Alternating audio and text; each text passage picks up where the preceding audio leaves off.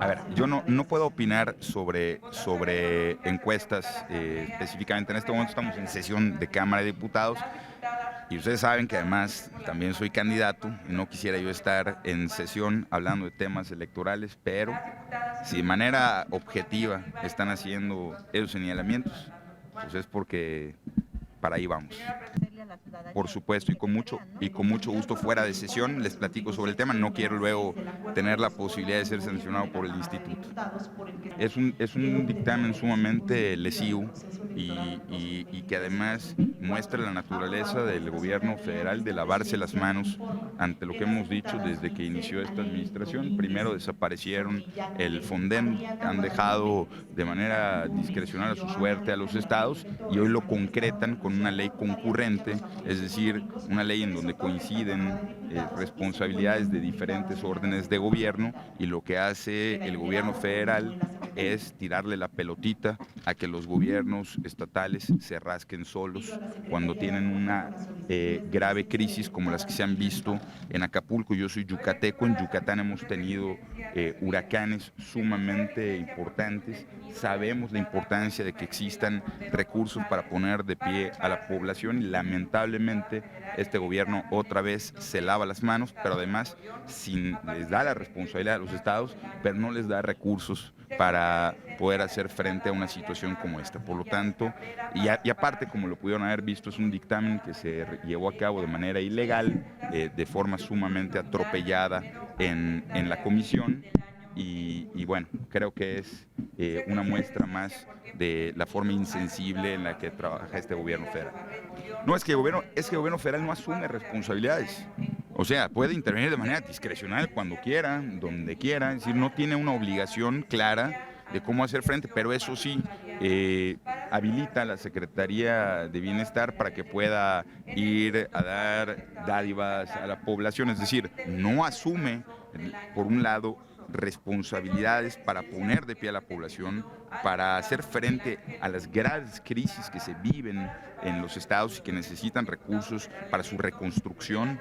Y muchas veces, ustedes saben que un desastre natural puede desatar temas de salud, puede desatar problemas graves en materia hospitalaria y con otro tipo de situaciones, a veces con las propias inundaciones, pueden haber brotes de dengue, pueden haber otro tipo de efectos colaterales, y el gobierno federal no está asumiendo, al menos desde este intento de ley general, una responsabilidad sobre el tema.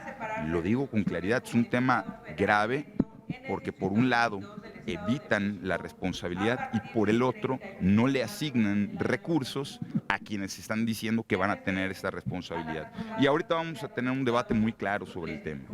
Claro, por eso pongo de ejemplo Acapulco, pero por ejemplo, hace unos años en Yucatán tuvimos una inundación gravísima con el fenómeno Cristóbal, y una inundación de esa naturaleza que provoca estancamientos de agua en momentos de verano donde existen brotes, por ejemplo, de dengue. Pues se necesita, por un lado, atender los daños que tienen las viviendas, se tiene que atender el tema de las inundaciones y se tiene que atender el tema de salud.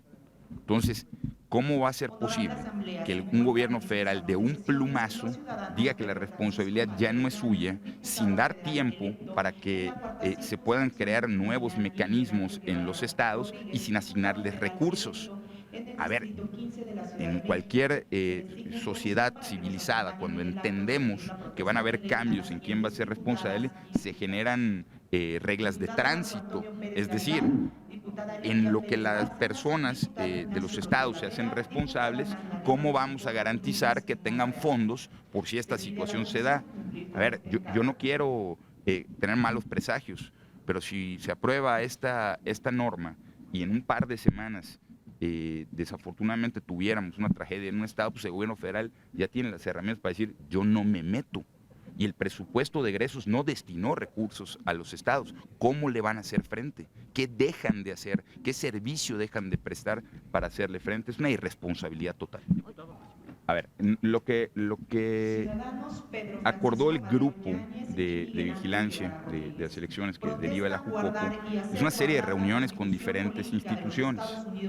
Nosotros, para decirlo con claridad, no podemos ser responsables de tomar decisiones ejecutivas, pero sí podemos tener la información necesaria para tomar precauciones o para sensibilizar a las autoridades que son responsables de los problemas que existan. Es decir, independientemente al tiempo que falte, vamos a continuar teniendo estas reuniones de forma periódica con todas las instituciones que intervienen en las elecciones y sobre todo para garantizar la seguridad, para garantizar que los gobiernos, todos los gobiernos, mantengan las manos fuera de los procesos electorales y que tengamos un ejercicio democrático y plural.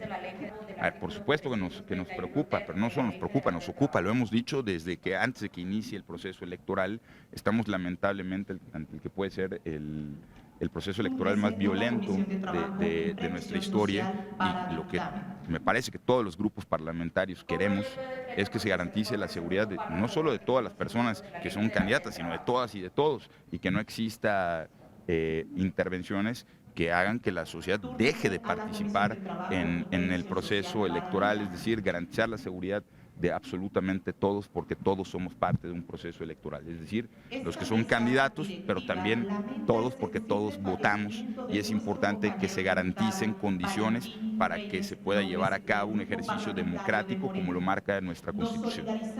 Lo que sí tenemos hoy es mecanismos que permitan a las y a los candidatos solicitar protección a través del Instituto Electoral y con las autoridades competentes, y eso creo que es un aspecto, digamos, positivo dentro de lo que está sucediendo, es decir, que existe un mecanismo para que las y los candidatos puedan manifestar la necesidad de contar con protección y que el Estado mexicano garantice esta protección a las y los candidatos.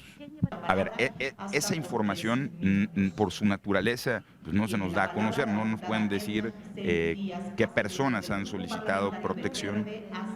El número nos lo da a conocer, nos puede dar a conocer tanto el propio Instituto Electoral, con quien vamos a sostener reuniones en próximos días, como son datos que naturalmente puede tener la Guardia Nacional, que es quien está, digamos, brindando esa protección.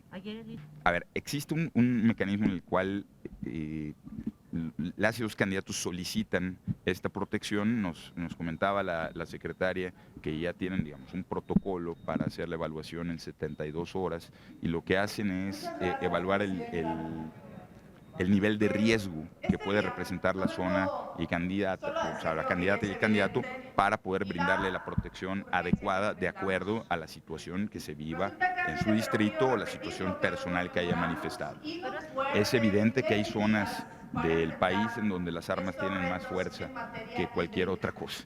Creo que en esas zonas, lamentablemente, ser candidata o candidato es definitivamente un riesgo. Sería ignorar la realidad, decir que es sencillo encabezar un proyecto político, un proyecto electoral, en donde no son las autoridades quienes fijan las reglas, sino el crimen organizado.